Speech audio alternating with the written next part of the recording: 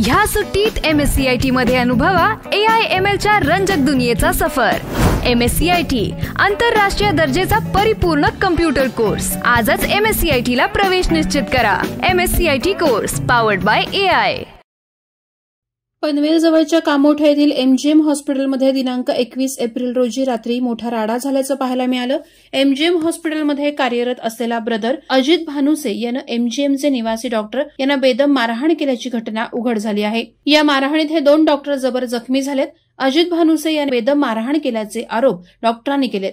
मात्र याबाबत हॉस्पिटल प्रशासनानं डॉक्टरांची कोणतीही मदत न करता या गंभीर बाबीकडे दुर्लक्ष केल्यामुळे MGM रुग्णालयातील सुमारे 100 डॉक्टरांनी एकत्र येत संपाचं हत्यार उपसलं।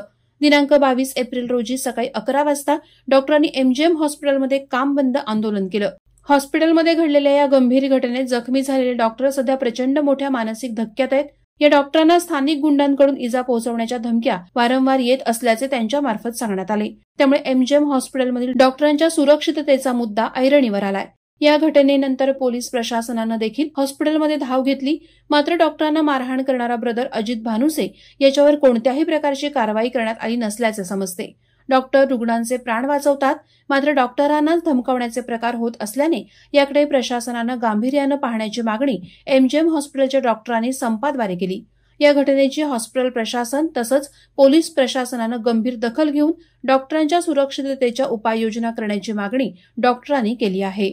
वादळवारा लाईव्हसाठी न्यूज ब्युरो पनवेल। नवी मुंबई व रायगड जिल्ह्यातील ताज्या बातम्या आणि घडामोडींसाठी सबस्क्राईब करा वादळवारा लाईव्ह चॅनल आणि दाबा बेल आयकॉन।